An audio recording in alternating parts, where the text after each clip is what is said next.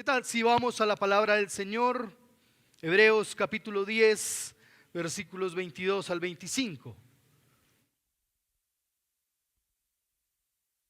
Hebreos capítulo 10, versículos 22 al 25.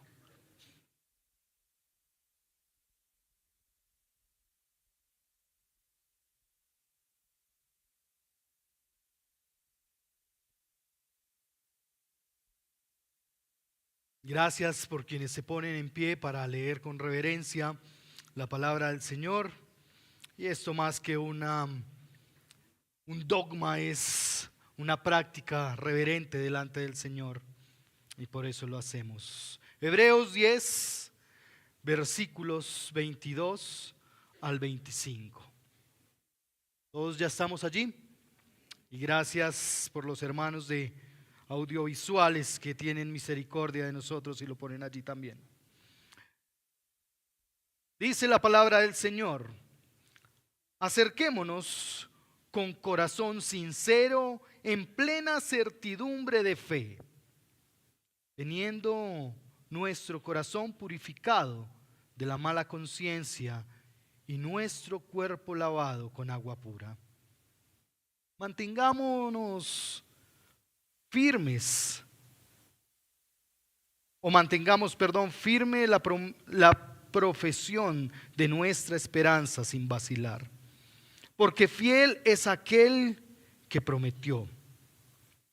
Consideremos cómo estimularnos unos a otros al amor y a las buenas obras, no dejando de congregarnos como algunos tienen por costumbre, sino exhortándonos unos a otros, y mucho más al ver que el día se acerca. Gracias, Señor, por tu palabra. Y gracias porque tu palabra es suficiente para nosotros esta mañana. Gracias porque tu palabra es alimento a nuestro ser, Señor, sediento de ti. Gracias porque tu palabra produce fruto en nuestras vidas, fruto de arrepentimiento, fruto de eternidad, fruto, Señor, de servicio a ti y de gloria a ti. Yo doy gracias, Señor, porque tu palabra nos anima a tener certeza de fe. Gracias porque en tu palabra, Señor, nos invitas a mantener la esperanza sin vacilar, sin temor, sin duda. Y rogamos que en esta mañana, Señor, al escuchar juntos tu palabra, al escuchar tu voz, Señor, tú hables a lo profundo de nuestro corazón. Que traigas paz en medio de las circunstancias, que traigas aliento en medio del desánimo. Que tú, Señor, fortalezcas nuestras vidas en medio, Señor, del agite del día a día. Rogamos, Señor, que tu palabra alumbre nuestro entendimiento y que tu palabra cumpla su función de transformar y renovar nuestra forma de pensar. Señor, aquí estamos delante de ti. Oro, Señor, para que me permitas escuchar tu voz, Señor, y predicar con transparencia, con fidelidad tu palabra.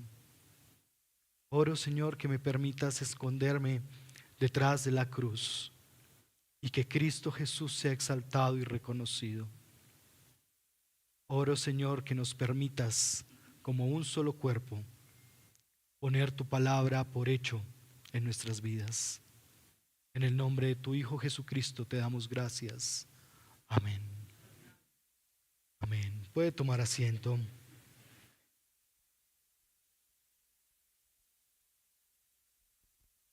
Las estadísticas de la Osana. La Osana es una organización internacional que trata de encaminar y de recoger las experiencias de diferentes partes del mundo, de misioneros y pastores que están dedicados a la obra del Señor. El último congreso de Lausana afirma que alrededor del mundo hay 900 millones de creyentes aproximadamente, y que hay más o menos 49,000 congregaciones que dicen basar sus enseñanzas en la Escritura. Pero también hay estadísticas que afirman que después de la pandemia un 50% de los asistentes regulares a la iglesia no retornaron. Muchos se quedaron en casa, otros sencillamente no regresaron y hoy permanecen en el anonimato eclesial. Se ha afirmado en diferentes ambientes que solo 10 o el 15% de la asistencia a la iglesia practica un discipulado activo. Es decir, que solo un 10 o 15% de la asistencia a la iglesia comparte el evangelio y acompaña y camina con otros en la fe. Pero lo cierto es que la Escritura, la palabra del Señor, hace un llamado al 100% de la iglesia. A todos aquel que hemos decidido creer en Cristo Jesús como nuestro Señor y Salvador. Aún nos incluye a los que acabamos de publicar en los carteles de la iglesia que decidimos creer en el Señor. La porción que hoy vamos a estudiar en Hebreos 10, 22 al 25, hace parte de una unidad literaria más amplia. Y tengo que confesar que tan solo vamos a estar mirando versículos 22 al 25. Y deseo que juntos podamos acercarnos a estos versos para explorar y descubrir el llamado de Dios, el llamado que Dios nos hace a ejercer un cuidado en doble vía. Por eso el título de esta predicación es Cuidado en doble vía. ¿Cómo es el cuidado en doble vía? Y aunque podemos identificar en estos textos, en este texto bíblico, por lo menos 3 mandatos que salen a la vista, acompáñenme y veámonos fácilmente. Yo creo que en la primera lectura usted pudo verlo de manera muy evidente. Versículo 22, ¿cuál es el mandato allí? Acerquémonos. Versículo 23, mantengamos firme. Y versículo 24, consideremos. Y aunque son muy evidentes, será valioso para nosotros sumergirnos en cada uno de estos mandatos de manera profunda para entenderlos, para atesorarlos en el corazón y para ponerlos por práctica en nuestras vidas. Ver cada uno de estos mandatos nos debe llevar a preguntarnos, ¿qué es, o mejor, cuál es el auditorio original de esta porción? ¿Por qué está diciendo esto el predicador a aquellos que escuchaban? ¿Cuál es el auditorio original que recibió esta enseñanza del Señor? Y la segunda pregunta es, ¿cuáles eran sus vivencias? ¿Qué era lo que estaba pasando en medio de estas personas? ¿Qué era lo que estaban enfrentando para ese momento? Al involucrarnos en estas preguntas y tratar de resolverlas, podremos comprender que el Señor les está animando y llamando a cuidarnos en doble vía.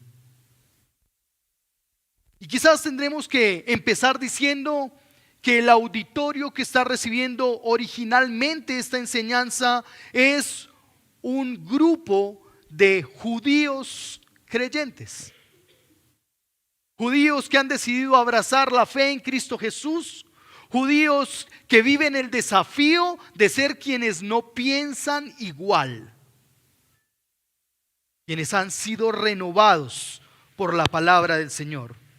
Judíos que han decidido creer y manifestar de manera pública a Jesús como Señor y Salvador. Que habían abandonado prácticas radicales del judaísmo para venir a una práctica sincera de la fe y de las enseñanzas de Jesús como Señor y Salvador.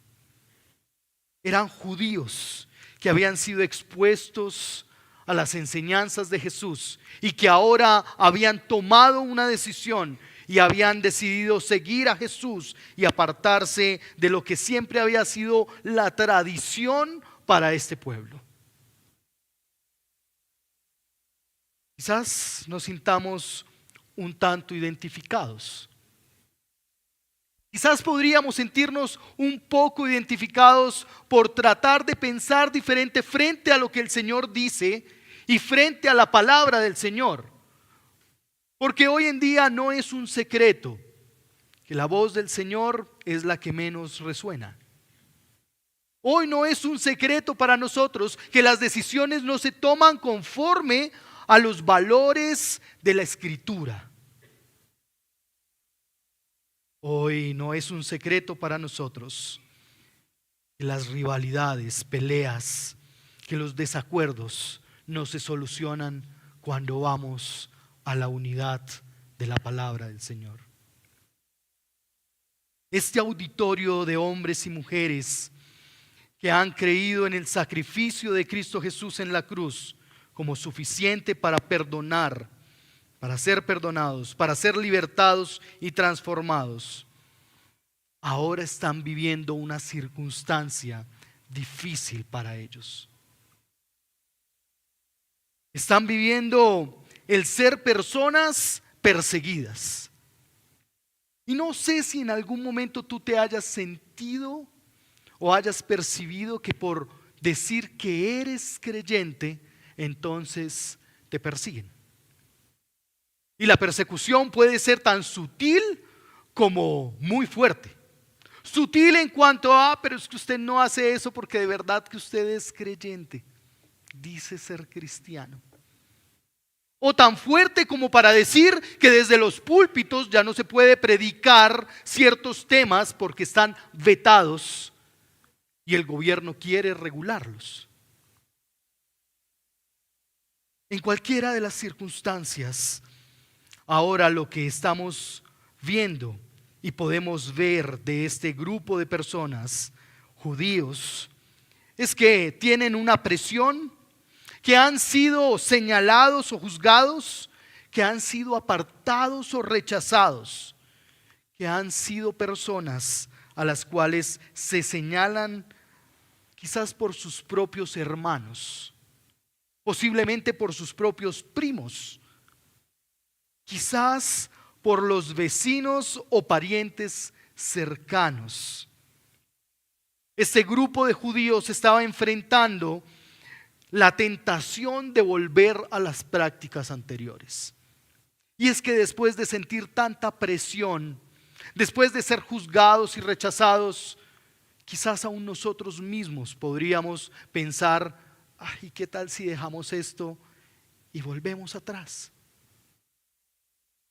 Y todo el tiempo va a estar esta tentación. Todo el tiempo vamos a estar probados en cuanto a si volver a una rigurosidad de una tradición que les invitaba o que más bien les exigía a ellos realizar ciertos sacrificios, ofrendas y ritos para poder ser aceptos delante del Señor. Y es que la primera parte de esta porción de la Escritura deja claro que hay libertad y confianza para acercarnos al Señor. Y evidentemente eso está combatiendo con lo que cada uno de los judíos creía.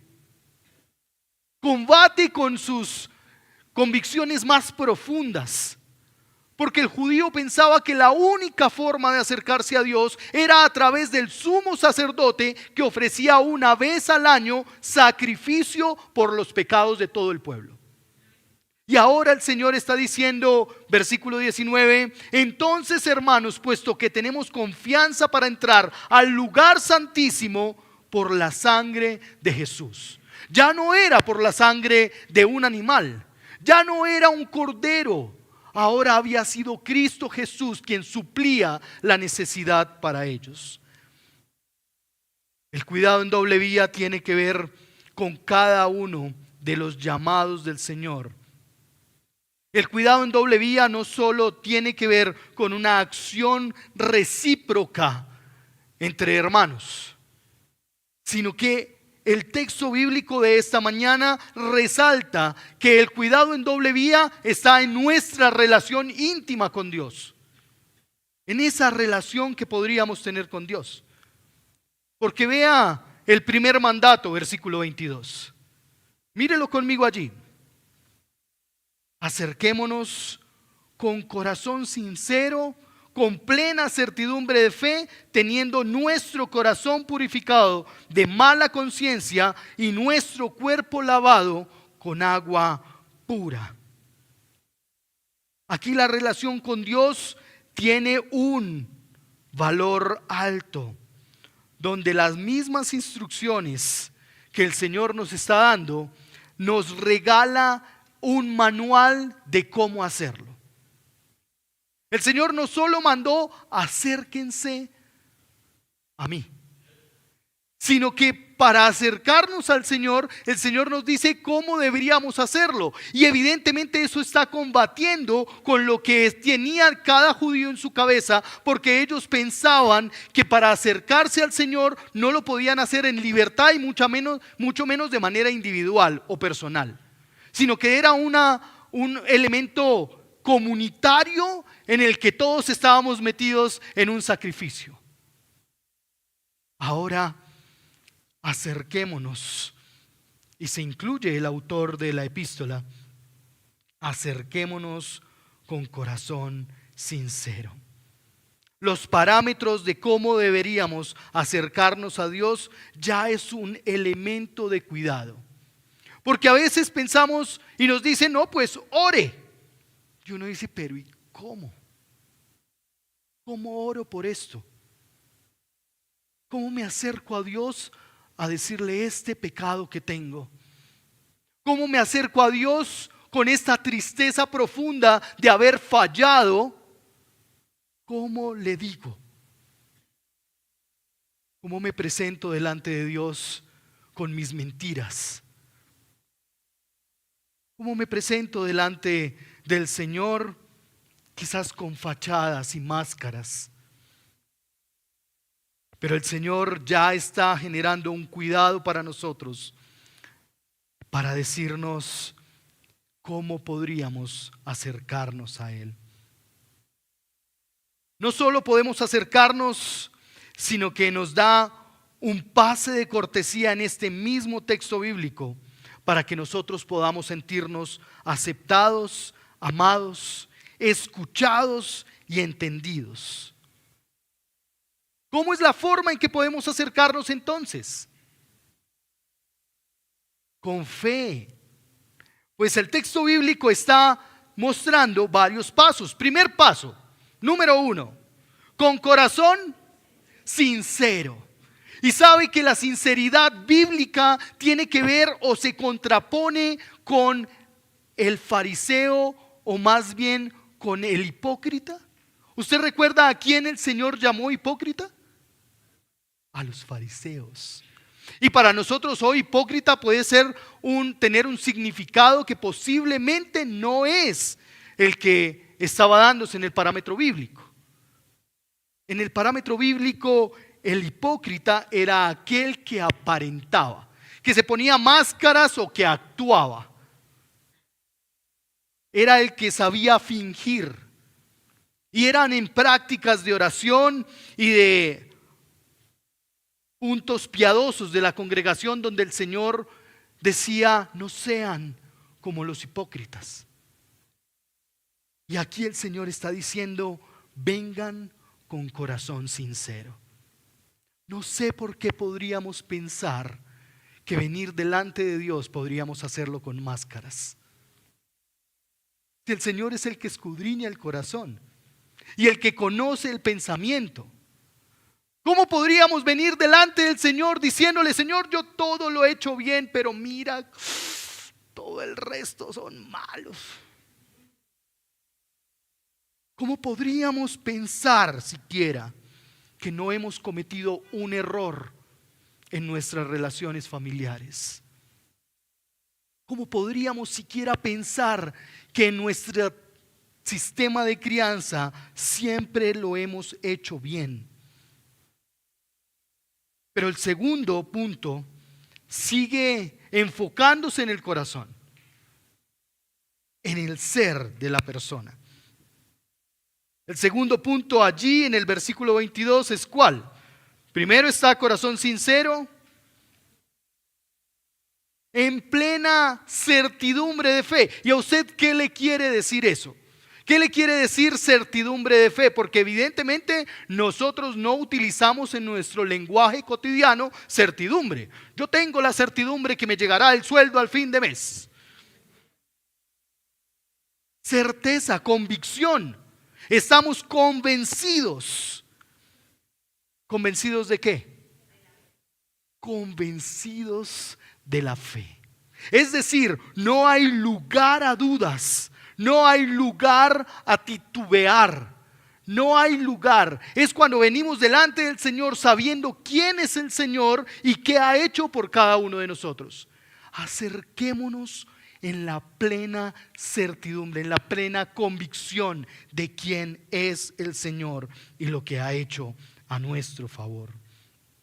Y por último, con un corazón purificado y un cuerpo limpio. Y esto sí que puede generar en medio nuestro muchas interpretaciones. Pero es interesante que ahora lo que está haciendo el Señor como un pequeño instructivo para nosotros no se convierte en una fórmula mágica. Entonces ya sé cuál es la fórmula para acercarnos al Señor. Corazón sincero, convencidos y entonces con un corazón purificado. No se trata de una fórmula de cómo podemos acercarnos al Señor. No se trata de un rito más para tomarlo y entonces ponerlo en lugar de otro rito.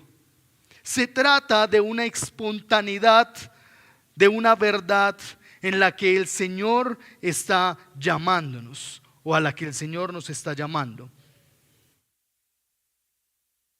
El Señor está diciendo entonces que no debemos dejar o descuidar el acercarnos a Él. Y por eso ese pequeño instructivo con el que nos está llamando una y otra vez a no tener una fe vacilante, una fe que se mueve según las circunstancias, que hoy me fue muy bien y entonces estoy bien con el Señor. Y mañana se perdió el celular y Señor, ¿tú por qué permitiste eso? Es un llamado a que veamos el cuidado del Señor en una doble vía, a que nosotros podamos aceptar al Señor y su presencia y aceptar estos instructivos como elementos en los que debemos cuidarnos una y otra vez. Es decir, el que podamos ir delante del Señor con corazón puro ya es un reto. El que podamos ir delante del Señor con corazón sincero ya es otro reto. Porque a veces vamos delante del Señor como a comunicarle cosas. Señor, es que yo voy a hacer esto. Y yo tomé esta decisión, Señor, y por favor, respáldala. Señor, y yo quiero esto, entonces por favor, dámelo. Señor, y yo te reclamo y lo piso que eso es mío. Y empezamos con una clase de exigencias delante del Señor que no es con un corazón sincero. Porque ¿cuánto poder tenemos tú y yo para que las cosas sucedan? Ninguna. Se escapa aún nuestro carácter frágil y debilitado. ¿A cuántos de nosotros no se nos sale fácilmente el mal genio o el enojo? Y terminamos diciendo o haciendo cosas de las cuales después nos arrepentimos. ¿O en cuántas ocasiones estamos con una fe, quizás con algunas máscaras, fingiendo una falsa piedad, fingiendo una falsa humildad y quizás a veces con hasta un falso arrepentimiento? Hermanos, el falso arrepentimiento es sutil en medio nuestro, es sutil en medio de la familia, es sutil en medio de las relaciones que tenemos. Porque decimos estar arrepentidos y perdóname, no lo vuelvo a hacer, yo no quisiera hacer. Y salimos de ese momento difícil y bochornoso y vuelve a suceder. Y vuelve a venir a nosotros. La plena certidumbre de fe es esa seguridad y claridad. Es la libertad de la duda frente a quién es el Señor y su obra a través de Cristo Jesús y el Espíritu Santo. La purificación del corazón. ¿Recuerda usted cuál era el rito de la purificación en la Escritura en el Antiguo Testamento? Era todo un paso a paso. Y entonces no podía acercarse a animales muertos, tocar sangre, y mujeres, si estaban en su costumbre, les tocaba retirarse lejos, muy lejos. En el Antiguo Testamento, el rito de la purificación excluía a personas. Aquellos que estaban enfermos no podían estar. Aquellos que tenían alguna lesión en su cuerpo no podrían estar en el rito de la purificación. Entonces eso quiere decir que no solo el rito de la purificación era limitante para que una persona pudiera participar de un cuerpo de Cristo, sino que además era la limitante para que se acercara a Dios mismo, según el pueblo. Pero lo lindo es que el Señor ahora redefine la purificación de nuestro ser. Y es que aquí estamos entendiendo que la purificación del cuerpo, del corazón, tiene que ver con comprender y atesorar, tiene que ver con vivir que la sangre de Cristo es suficiente para purificar nuestro corazón y nuestro cuerpo. Que la sangre de Cristo derramada en la cruz es suficiente sacrificio para hacernos aceptos delante de Dios. Con eso está diciendo que no podemos estar viviendo en nuestra mente una cosa y en nuestra vida particular otra. Es decir, no puedo estar creyendo que Cristo Jesús perdona mi pecado si me arrepiento, pero estoy cayendo una y otra vez en el mismo error y en el mismo pecado. Porque eso no es arrepentimiento. ¿Sabe cómo se llama eso?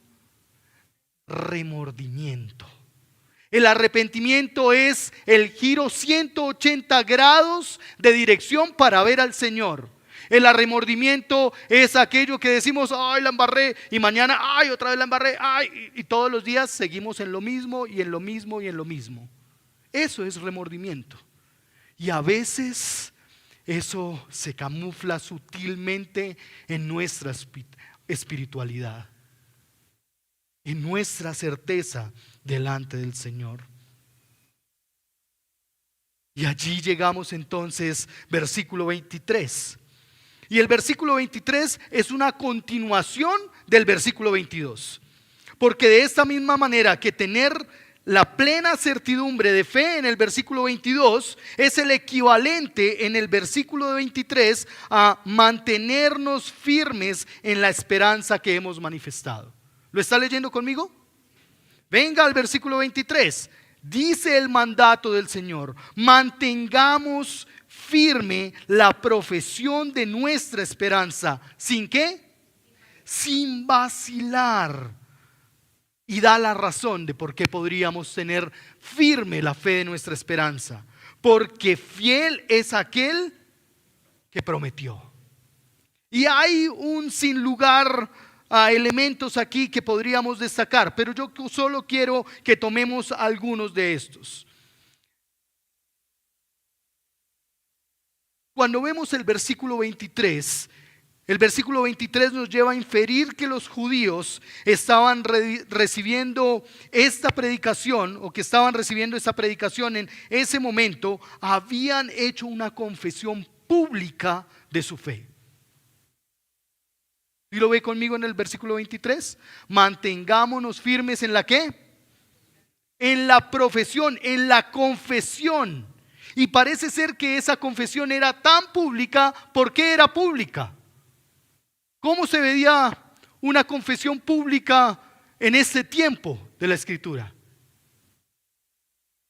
Por cada judío que llegaba a congregarse en esta comunidad, ya estaba expresando públicamente que se había retirado de una práctica ceremonial para ser parte de una nueva familia de fe.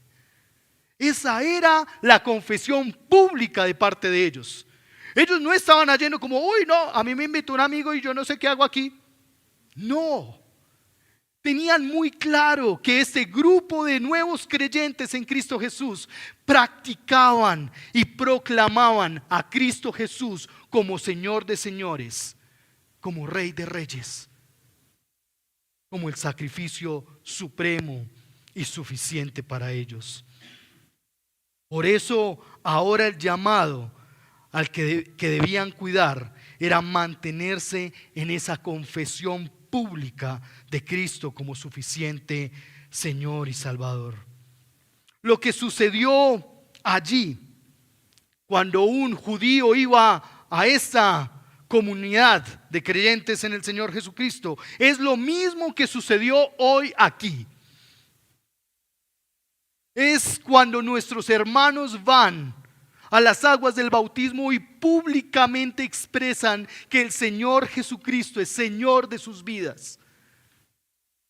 Allí no estaban siendo bautizados, pero estaban confesándolo públicamente, profesándolo públicamente. Nuestros hermanos hoy han profesado, comunicado, promulgado públicamente que el Señor Jesucristo es Señor suficiente de sus vidas, que es salvación para ellos, que es esperanza y redención, que es justificación, que es santificación, que es transformación, que es la justicia, la paz y el descanso que cada uno necesita. Hermanos queridos, no se trata de decir algo por decirlo. Y por eso Naomi vivió un tiempo de espera. Y al tenerla hoy aquí es saber que no había una emoción, sino había una convicción. Hermanos, a veces hacemos cosas por emoción. A veces terminamos diciéndole cosas al Señor por emoción. Señor, si tú haces esto por mí, entonces yo voy a estar juicioso todos los domingos en la iglesia. Hoy, Señor, si tú me das ese trabajo o ese ascenso, o si me das ese aumento, entonces yo voy a hacer esto. Y el Señor lo hace y, uy, Señor, pero es que tú sabes que se aumentaron los gastos y que ahora tengo menos tiempo. ¿Y qué actuó en medio nuestro? Una emoción. Y el Señor es especialista en tomarnos la palabra. Vamos a ver qué tanto. He escuchado experiencias de mujeres y hombres, de parejas, que al enfrentar su imposibilidad de tener hijos, le dicen al Señor: Señor, si nos das un hijo, lo vamos a dedicar a ti. Y después no, es que tenemos que llevarlo a la escuela de fútbol, de bicicross, no podemos ir a la iglesia. Tan difícil ir a la iglesia porque... Amados, el Señor llega a convertirse en una opción entre múltiples opciones, cuando Él nos está diciendo que es la única opción. La única opción para tener salvación, la única opción para tener vida después de la muerte se llama Cristo Jesús. La única esperanza de cuando todo esto termine, sea por un misil nuclear o sea porque el Señor decidió poner su mano sobre esta nación. Cuando todo esto acabe, nuestras carreras no serán nuestra carta de presentación delante del Señor. Será el que hemos creído y el que hemos confiado, el que hemos depositado nuestra confianza en Él. Pero además tiene que ver con la base sobre la cual nuestra esperanza está cimentada. Porque si bien está diciendo mantengámonos firmes en nuestra esperanza sin vacilar, sin dudar, sin que lleguen esos momentos tortuosos a la vida y pensemos, ¿será que yo vuelvo a la iglesia o no? Porque es que de pronto me ven y me van a juzgar o a señalar. Toda nuestra esperanza no puede estar en las circunstancias o en las situaciones.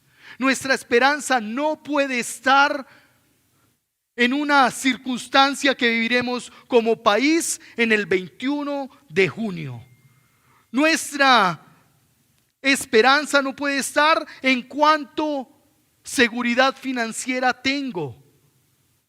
Nuestra esperanza no puede estar en si estoy bien ubicado en la empresa donde estoy. Nuestra esperanza no puede estar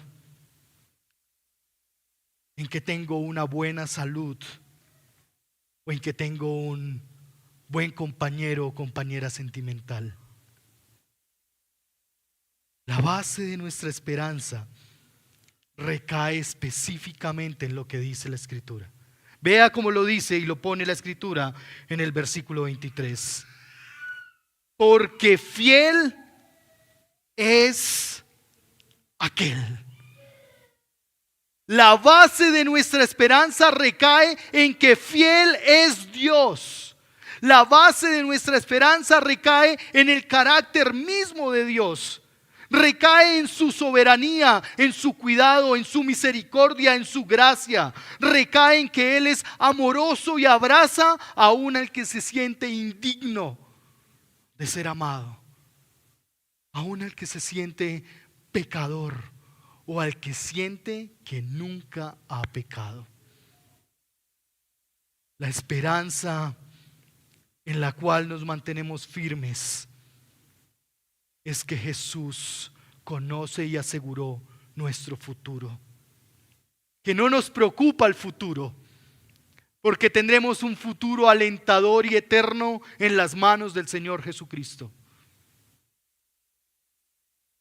Nuestra esperanza recae en todos sus cuidados, pero también vea el siguiente detalle antes de terminar esta porción bíblica.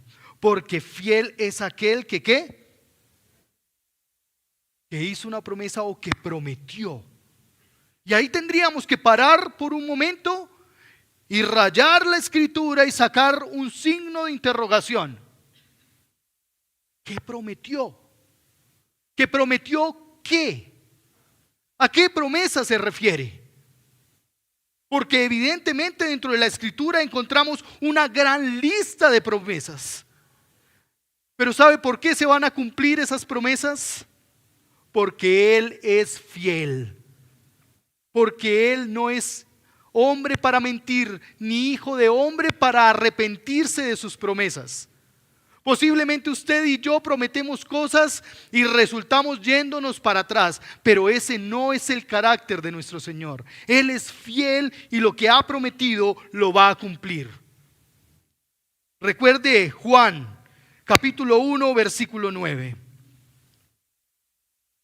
Y solo voy a buscar algunas de estas porciones de la Escritura, no voy a ir a todas, solo para que las recordemos. Juan, capítulo 1, versículo 9.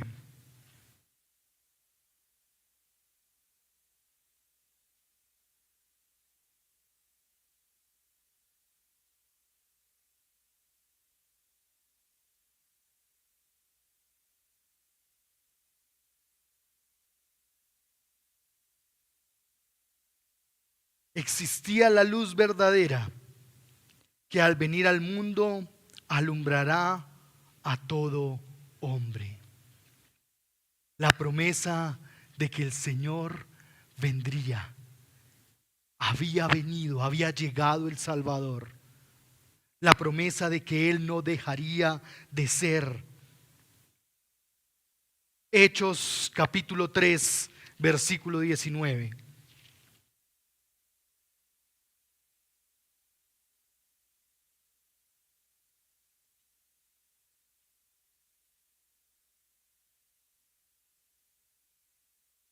Pero Dios, Hechos 3:19, ha cumplido así lo que anunció de antemano por boca de todos los profetas, que su Cristo debía perecer. El Señor cumplió la promesa de que el Señor Jesucristo perecería. Versículo 19. Por tanto, arrepiéntanse y conviértanse para que sus pecados sean borrados, a fin de que tiempos de alivio vengan de la presencia del Señor. Arrepiéntanse y conviértanse.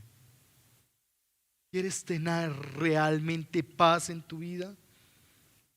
Arrepiéntete y conviértete al Señor. La segunda de Pedro, capítulo 3, versículo 9, dice de la siguiente manera: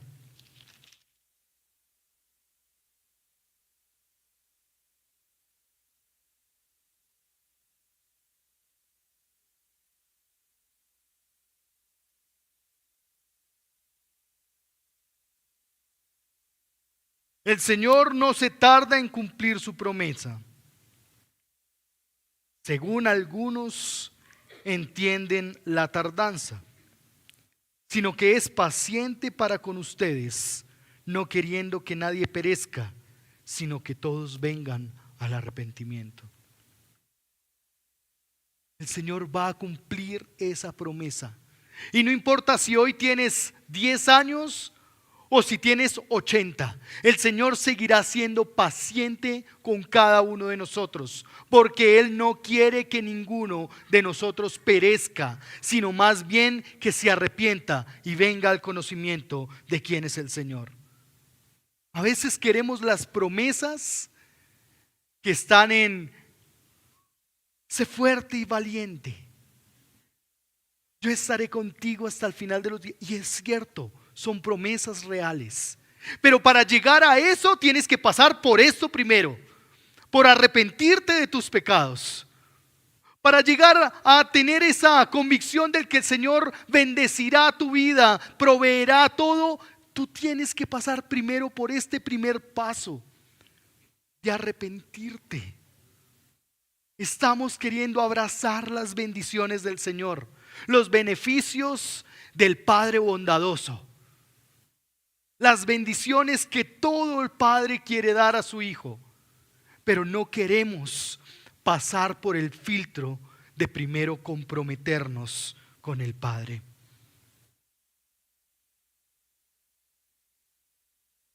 Entender las promesas del Señor nos hace entender dónde estamos parados y realmente qué expectativas tenemos de Dios.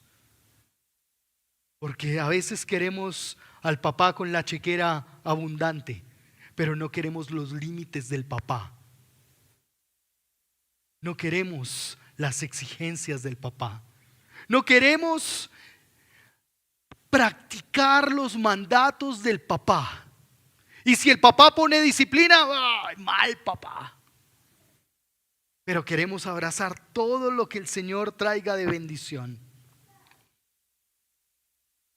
Hermanos queridos,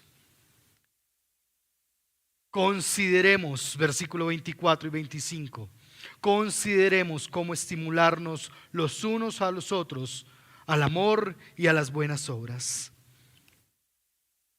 Porque quedarnos con las promesas del Señor, las miles de promesas del Señor que hay, sería tan solo estar en la mitad de la historia.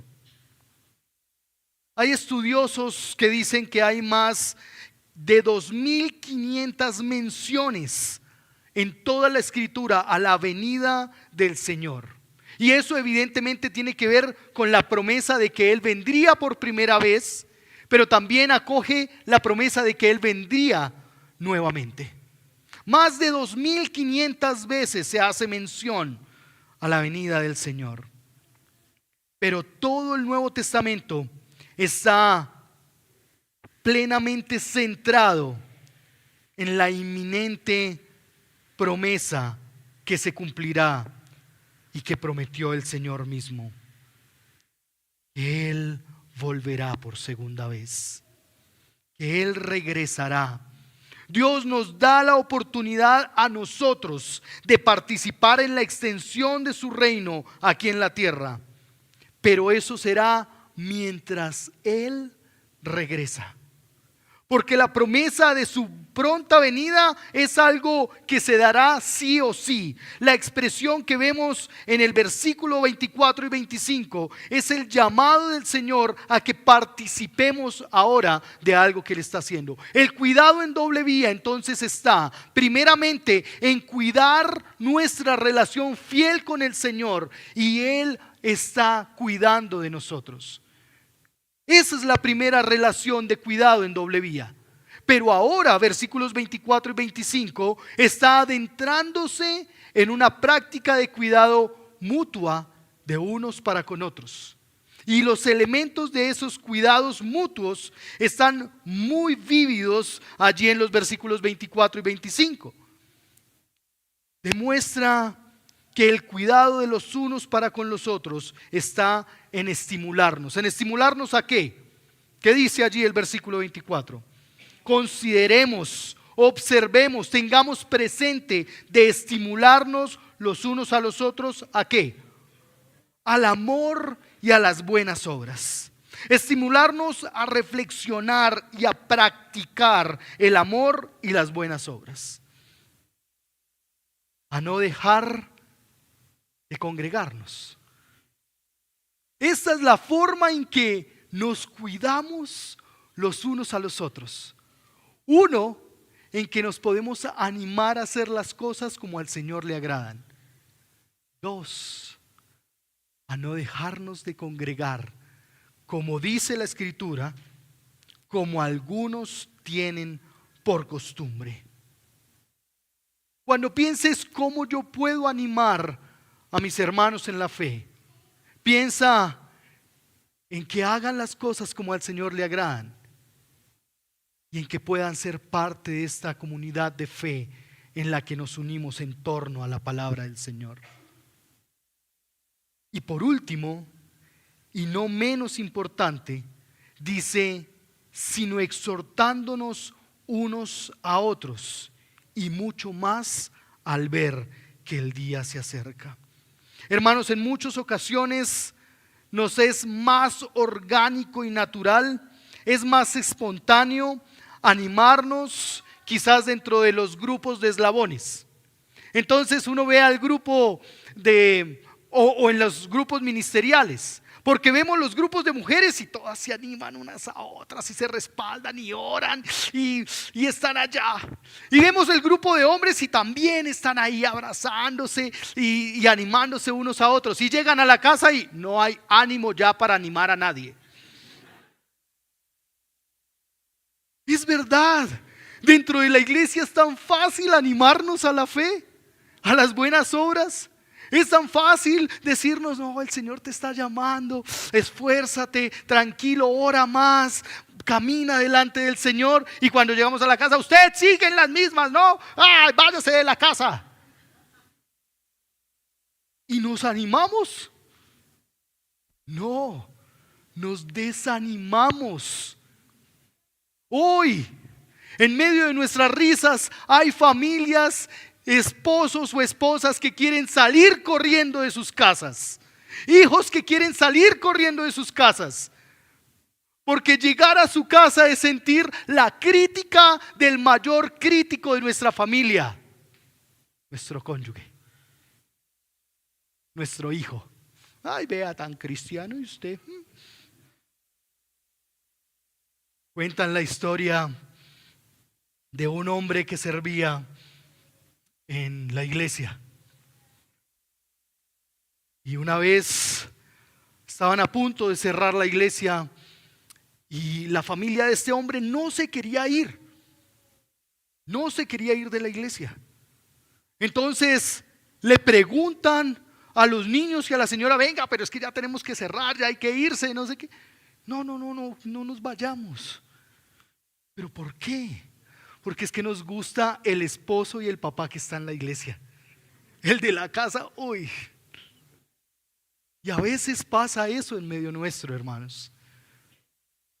Nos gusta el hermano que está en la iglesia, porque cuando llega a la casa es insoportable.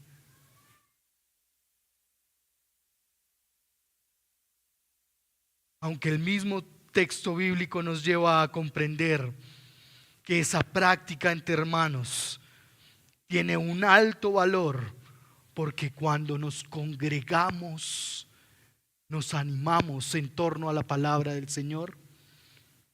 Es claro que el congregarnos es más que venir un domingo a una predicación. Que congregarnos es ser hermanos de verdad, para extender el brazo, para confesar el pecado, para animarnos en la fe, para exhortarnos, para corregirnos. Pero es cierto que cuando se corrige en medio de la iglesia hay muchas opciones. Mejor me voy. Cuando se corrige en medio de la iglesia es mejor abandonar, salir a correr. Hermanos amados,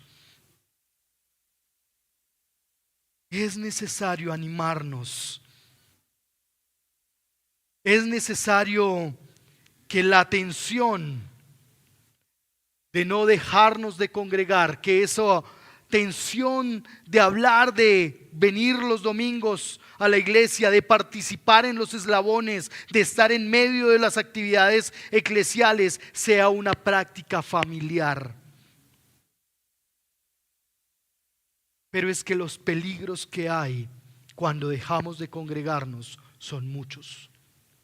Y quiero solo enumerar un poco o algunos de ellos. Primero, es una pérdida de podernos animar mutuamente. A veces salimos de la congregación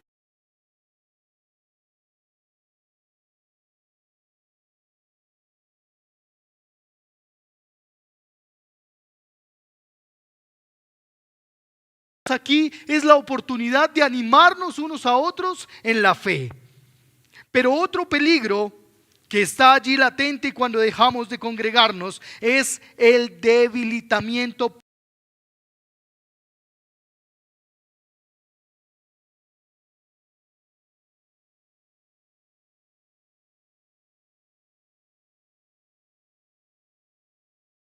Vida de piedad frente a la escritura, por ver partidos y por hacer miles de cosas más que no tienen que ver con la piedad y la práctica de la oración. Y la fe se va debilitando cuando no escuchamos la palabra del Señor. Pero además de eso, el corazón se empieza a endurecer. El corazón se endurece para escuchar.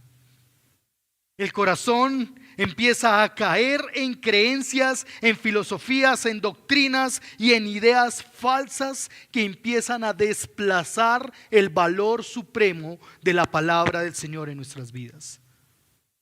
Es que un amigo me contó, es que por ahí leí, es que en un canal escuché. Y la palabra del Señor es desplazada cuando es el supremo consejo sabio del Señor para nosotros. Nuestro corazón se endurece y empezamos a creer y a caer en falsas aprendizajes.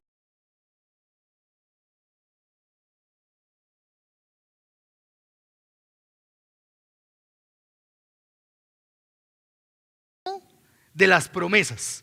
Es decir, lo último que dice el versículo 24, y aún mucho más el animarnos los unos a los otros, el cuidarnos los unos a los otros al ver que el día se acerca. Es otro de esos que tendríamos que señalar con un interrogante. ¿Cuál sería la pregunta? ¿Cuál día se acerca? Y podríamos pensar ligeramente que se me acabaron los días. Ligeramente podríamos pensar, el día que se acerca es el día de mi muerte.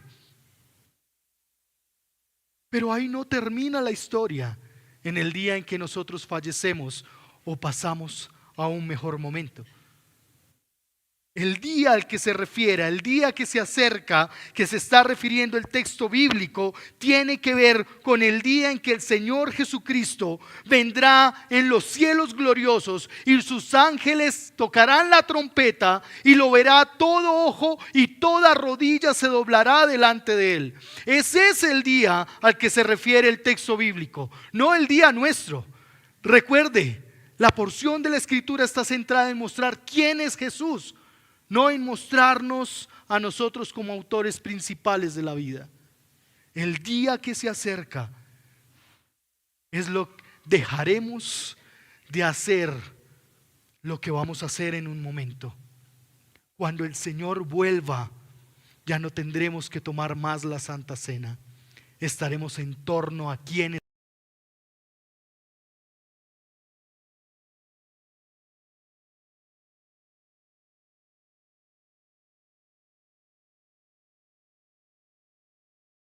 cuentas cada uno de lo que hizo. Hermanos,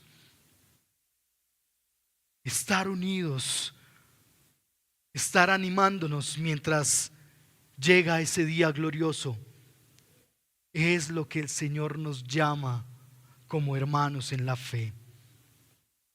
Por eso ese día que pronto se acerca sirve también como ánimo para nosotros, para mantenernos unidos, congregados y en una práctica.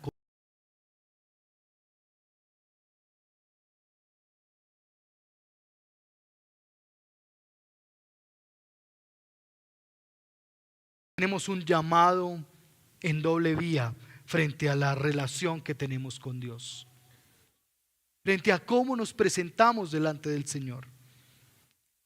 Pero que también nosotros podamos entender ese llamado de cuidarnos en doble vía para animarnos, para corregirnos, para llevarnos a prácticas donde estamos pendientes los unos de los otros, donde nos cuidamos y amamos, donde extendemos las manos para levantar a los que se han debilitado y caído.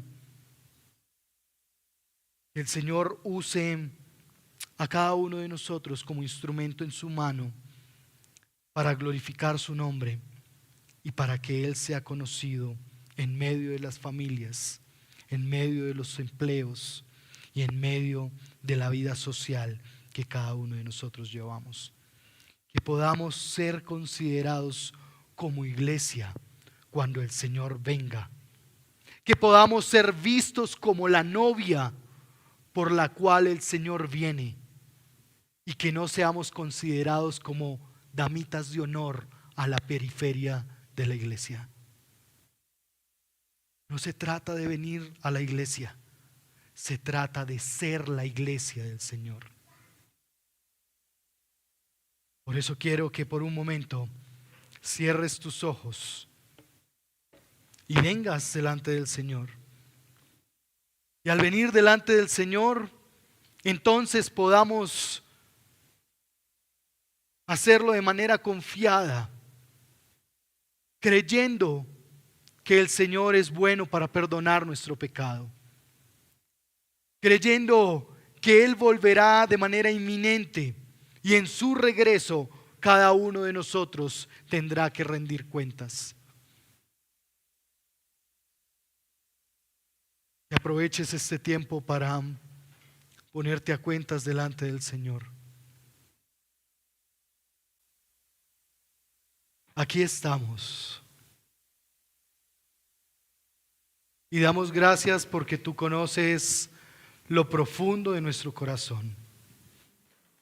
¿Y sabes cuáles son nuestros pensamientos? Conoces nuestros pensamientos. Conoces cuánto estamos resistiéndonos, quizás en esta misma hora, a tus palabras. Conoces cuán incómodo ha sido escuchar tu voz hablando a nuestra realidad o a nuestra necesidad. Conoces cuán adormecidos hemos estado en una relativa y declinante fe. Señor, yo te doy gracias por tus palabras. Gracias por el llamado que nos haces a cuidar, a mantenernos. Gracias por el llamado que nos haces a considerarnos nosotros también. Gracias, Señor, porque finalmente esto se trata de ti. Y podemos confiar en que tú, Señor, tienes nuestras vidas en tus manos.